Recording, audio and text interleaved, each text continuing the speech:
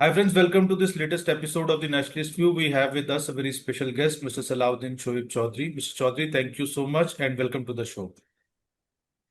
Mr. Choudhury is founder editor of Bangladesh leading weekly Blitz. He is also a counter-terrorism expert and he writes regularly in several international publications and international journals, as well as appear on several international television channels and public speaking platforms, as well as international conferences on geopolitics and strategic affairs. Today, we are going to talk about the impact of West Bengal elections in India, in Bangladesh. So it's an interesting topic that the elections have happened in India, and is there any impact in Bangladesh? Because for those viewers who, just to give you a brief background, that before 1947, what we today call Bangladesh and what we today call West Bengal, so they were part of the same unit called Bengal, and then after partition, it became a part of that remained in India, which became West Bengal, and the rest went to Pakistan, which became East Pakistan. And then in 1971, this East Pakistan got liberated. Actually, Bangladesh got liberated, and a new country was born in which India played an important role in supporting the Mukti movement. So after that, the relationship between India and Bangladesh, so it has been blow hot, blow cold at times, but still they remain. The close ties have remained, and but during Muhammad Yunus regime over the last couple of years, this relationship had really nosedived. And one of the key issues between India and Bangladesh is the illegal immigration of Bangladeshis across the border. And West Bengal is a state which shares the largest border with Bangladesh.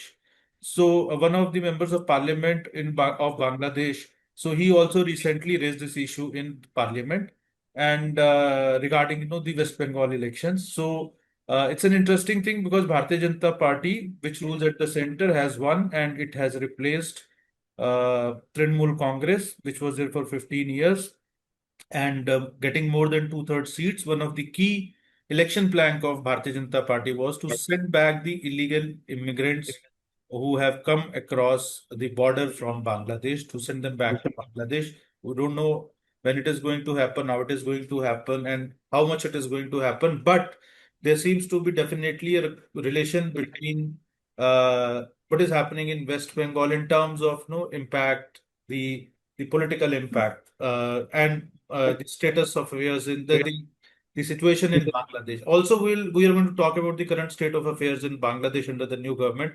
But Mr. Chaudhary, who is joining us from Dhaka. So, Mr. Chaudhary, please share your thoughts about how you perceive the results of the West Bengal elections in India, and how different sections of Bangladesh government and society and media and intelligentsia and politicians, how they are looking at it. Sorry, I generally give a brief intro, but this time it has become too long because I had to give the complete back. Yeah. Thank you very much, Arunji. As you have mentioned, that before 1947, 14th of August, actually the Bangladesh was a part of Bharat. And culturally, spiritually, the Bengalis of this part, the so-called East Pakistan, and the Bengalis in West Bengal, we have so many things in common. And that feeling was greatly deepened when we fought the war of independence, and the West Bengal, I mean the Indian government, they granted shelter to almost 10 million, over 10 million refugees from Bangladesh who fled this country, escaping genocide of the Pakistani occupation forces. Now, after the independence of Bangladesh, the relationship were gradually growing between Dhaka and New Delhi. But unfortunately, 15 years ago, when Mamata Banerjee came to power, Trinamool Congress. She was playing double cards. In one hand, she was showing hostility towards Bangladesh when it was the question of the water sharing treaty, Tista water sharing treaty. Even as you remember, that back in 2013, uh, when there was a movement of the radical Islamists in this country, Mamata Banerjee extended support. And when His Excellency Narendra Modi ji in 2022, 2021 visited Bangladesh to participate in the golden jubilee of our independence, the, the same Islamist radical group, they began demonstrating against Narendra Modi ji, and even some of them went further by calling for waging jihad against Narendra Modi ji and even to behead him. At that time, Mamata Banerjee, being the Chief Minister of West Bengal, she openly expressed solidarity with the anti-Modi jihadists in this country. And because of her instigations, a very large number of people casualties took place. There were attacks on Hindu temples, there were attacks on Hindu houses, and so on. I mean, it was a very unfortunate incident when Mamata Banerjee was responsible. Then, following that incident, Mamata Banerjee tried to actually, in my opinion, destroy the image of Bangladesh and portray us as a terror patron nation like Pakistan by granting shelter to Bangladeshi jihadis in West Bengal. Lots of jihadis who fled Bangladesh, including the chief of the Jamaatul Mujahideen in Bangladesh, who fled this country. Actually, he escaped prison ban and fled this country in 2014. And until today, he is enjoying a refuge in West Bengal. And many other jihadist outfits such as Ansar al-Islam, Hizb ut-Tahrir, and very lately, due to the notorious rule of Muhammad Yunus, fascist Muhammad Yunus, as you know, there were extremely alarming mobilization of Pakistan-based jihadist groups, terrorist groups such as Lashkar-e-Taiba, Jaish-e-Mohammed, and all of them had a easy access to West Bengal. You know that even your country's law enforcement agencies, they have arrested some LET and JEM operatives who entered India from Bangladesh. So Mamata Banerjee facilitated such activities with the two, uh, double goals. One, to exert pressure on the Indian central government. At the same time, she wanted to play this jihad card, both with Bangladesh and with the central government of India. So she became a kind of in my personal opinion, of course, she emerged into a very big patron of jihadism. So this election and the result, which we know came out on the 4th of May, I believe as a Bangladeshi that this humiliating defeat of Trinamool Congress and Mamata Banerjee, this will definitely end that evil practice of giving shelter to Bangladeshi jihadists and terrorists into the Indian land, into Indian soil, and also to facilitate the possible terrorist plots of Pakistani ISI. This will end at the same time, as you know, that after the February 12th general election in Bangladesh, when Bangladesh Nationalist Party formed this government, I would like to humbly inform you next month, Bangladesh Prime Minister's first foreign visit is going to be New Delhi, India. So Bangladesh is trying to mend that damages because BNP has previously, when it was in power in 1991 and again in 2001, it had exhibited the eagerness and willingness and sincere uh, efforts of strengthening relations between Bangladesh and India because BNP, as a responsible political party, it understands that Bangladesh, being India's very micro neighbor, we cannot afford having hostile relationship or hostile tendencies with Bharat. So I hope and I sincerely believe that the defeat of Mamata, end of Mamata uh, era, is going to pave the path to a better relations between Bangladesh and India. Sir, how do you see the various Islamist groups reacting to this election verdict in, in West Bengal? And also, can you throw some light on how much weight the issue of illegal immigrants from Bangladesh in India carry in the Bangladesh current public discourse?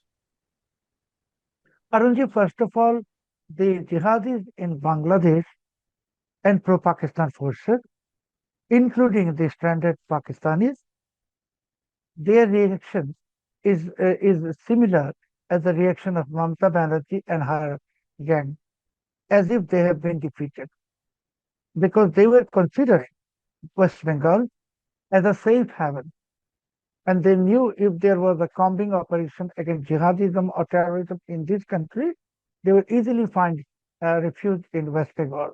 So they are violently reacting to the defeat of Mamata Banerjee and her Trinamool Congress. Now, to the next question about the illegal infiltrators from Myanmar and also from Bangladesh, I think when the relationship between the two countries, as I have been consistently saying, that Bangladesh actually does not have a diplomatic relations with Bharat or political relationship with Bharat. Our relationship is a bondage of blood. It's a spiritual relationship. It's a nature relationship because my forefathers even were born in Bharat. So I think when this relationship gets into normalcy, both the governments can discuss this issue, table this issue, and I personally believe that Bangladeshi government will never uh, show arrogance in not accepting the Bangladeshi illegal migrants in India, infiltrators in India. As you know, that the United States is also expelling foreign citizens who are illegal in that country, not only to Bangladesh, many other countries, and they are naturally accepting it because no country supports illegal infiltration. Even Bangladesh does not support. Although, unfortunately, we are burdened with the over 1.2 million Rohingya. So we understand the pain of the illegal infiltration. For that reason, I believe that a sensible government in Dhaka and a cordial government in New Delhi, having the common agenda of paving the path to strengthening and further strengthening relations between the two countries. And please remember, Arunji, that because of the fascist Yunus has destroyed the economic backbone of this country, hundreds of factories are shut down. And you know that when every country was facing crisis with the uh, fuel crisis, energy crisis due to the Iran and US war, India was extremely generous and has been generous in sending thousands of tons of diesel to Bangladesh. So, as I have been again saying, I have been always saying, and I would like to say again, that Bangladesh was created with the sacrifice of thousands of Indian soldiers and and officer. And to Bharat Mata, Bangladesh is like a child. So Bharat does not want Bangladesh to suffer. And I think with that spirit, the New Delhi and Bangladesh, Dhaka, will sort out all the crises or issues related to the illegal infiltrators. Sir, as you rightly mentioned, now there is a new government, BNP government. So how would you assess the current state of governance and institutional stability in Bangladesh under the new government, especially when it comes to economic management, then law and order and democratic functioning? Because these were the three key issues which were hit very hard, very badly during Yunus regime. Currently, you know that BNP was elected on 12th of February. They formed the government on 17th of February. And almost 2 years, actually 18 months before this election, the Army Chief General Wakar repeatedly said that when there is an elected government in this country, Army will return to the garrison by handing over all responsibility to the elected government. But only the day before yesterday, General Wakar has come up with a new statement stating that the army will play the role of a partner of the civil administration, meaning army is not feeling safe in returning to cantonment or garrison. They want to watch because you remember during this 18 months rule of the fascist Yunus, there was brutal attack on Hindus in this country. There was brutal attack on secular forces in this country. There was also attack on journalists and others in this country. So I think army is now staying and also becoming a part of the civil administration. It will give the opportunity to BNP to normalize the overall atmosphere because please remember that Yunus and his gang were mercenaries of the US deep state and Pakistani eyesight, and they have done everything to turn Bangladesh into a failed state. So now things are coming to normalcy very gradually, very slowly though, and BNP has lots of things to do because within that 18 months, Yunus and Islamists, including Jamaat Islami and Hizb ut-Tahrir, they have infiltrated, actually pushed their own cadres into the civil administration, military establishment, as well as judiciary. So it will be the tough challenge for BNP to identify those elements and expel them or somehow expel, yes, abort them from those forces. So gradually things will improve and hopefully Bangladesh will get into normalcy within 6 months. But again, I would like to say nothing is possible for Bangladesh if we don't have support from India. And this is extremely vital for Bangladesh.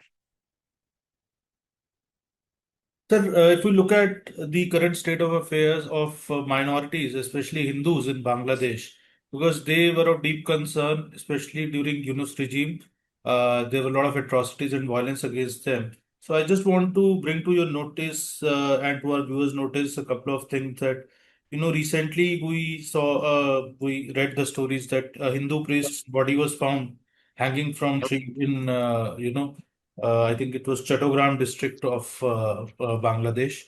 And then Chinmay Krishna Das, an ISKCON monk, you have also tweeted repeatedly about it. He still remains in prison and he's still not been able to get out of prison. And I believe his health is also falling. So, how do you see the state of affairs for minorities and especially Hindus in Bangladesh, and why these incidents are still happening, though a new government is in place? Are these carried out by Islamist groups? Are these carried out by some vested interest to create a wedge? And how is the state dealing with these issues? Currently, you see, for BNP, by granting the opportunity to Jamaat of having 76 seats in the parliament, which is unprecedented unimaginable. It never got more than 8 shades previously. So it's like snake in the sleeve or snake in the backyard. And as I have just mentioned, explained to you that there are these Islamists and even Pakistani ISI elements inside civil administration, police administration, and also military. And please remember that the Pakistan has pushed, sent actually a very large but rather unknown number of their own cadre of jihadis from Lashkar-e-Tayyiba and Jaish-e-Mohammed, etc., inside Bangladesh. So I think the incident that you have mentioned about the very unfortunate death of the Hindu priest or monk, and also the until now the imprisonment of Chinmay Krishna Das, it is not only unfortunate, but it is alarming. And BNP has to understand that its government is being sabotaged from inside. So BNP has to anyhow get rid of the Islamists and jihadis, and because they must understand that people gave them a landslide victory with a lot of hopes. So they have to definitely fulfill the hope and aspiration of the people. But again, I would like to say that this recent death of the Hindu monk and the imprisonment of Chinmay Krishna Das, it cannot be accepted by any sensible human being in this world. And BNP has to do everything to ensure that such inhuman acts never repeat, and they have to immediately release Chinmay Krishnadas from unlawful imprisonment. My last question is that as it was kind of a breaking news for us that you have given us this breaking news through this program that the Bangladesh Prime Minister would be visiting India next month. And we have recently seen the appointment of a new High Commissioner, Indian High Commissioner in Bangladesh also, Mr. Dinesh Trivedi, who has been a veteran, kind of a public figure in Indian polity. So, do you see, with these kind of how do you see the assess the appointment of this new High Commissioner, and also if we juxtapose it with the Bangladeshi Prime Minister planning to visit India next month. So, is Bangladesh and India, so have they left the recent bad times behind, and do you see a possibility of breaking new ground? From the point of view of the NP government, the Prime Minister Tariq Rahman, he is extremely proactive in not only normalizing relations with India but strengthening. But again, he has many elements within his government who are Islamists, who are ISI connected. At the same time, please remember that his foreign minister, Khalilur Rahman, was the national security advisor of Yunus regime. So I can only say that Tariq Rahman has to do the things, right things very boldly. And as to the expected arrival of a new Indian High Commissioner, Sri Dinesh Trivedi to Bangladesh, you have mentioned that he is a seasoned politician. He understands Bengal's sentiment. He speaks Bangla also. So I do believe that he's coming to Bangladesh as Indian High Commissioner will open a new vista of cooperation between the two countries, because Dinesh Trivedi is not a diplomat, he's a politician. So a politician dealing with a politician in Bangladesh, like Tariq Rahman and others. So I believe that I can only say that following the visit of our Prime Minister to Bharat in June, and immediately following the arrival of the new High Commissioner, I am only hoping to see some magic results. I repeat, magic results. And that magic result is possible because of the Prime Minister's next month's visit to India. At the same time, Indian High Commissioner in Dhaka, who is not just a High Commissioner, he is a seasoned politician and who understands the sentiment of Bengalis. So I really hope, and you and I both actually do all the best to Prime Minister Tariq Rahman At the same time, His Excellency Dinesh Trivedi and both of them should work together in unison in identifying the all and sorting out the problems and let the Bangladesh-Bharat relations become strongest and strongest ever, and let it become a history that Bangladesh finally understands and realizes the necessity of cooperation with India. Thank you so much, sir, for decoding these current developments, and we'll be back soon again with another podcast and another conversation. And we hope to host Mr. Chaudhary back in our show again very soon. Thank you so much once again, sir, for taking time out from your busy schedule, and thank you, viewers, for watching it. Thank you.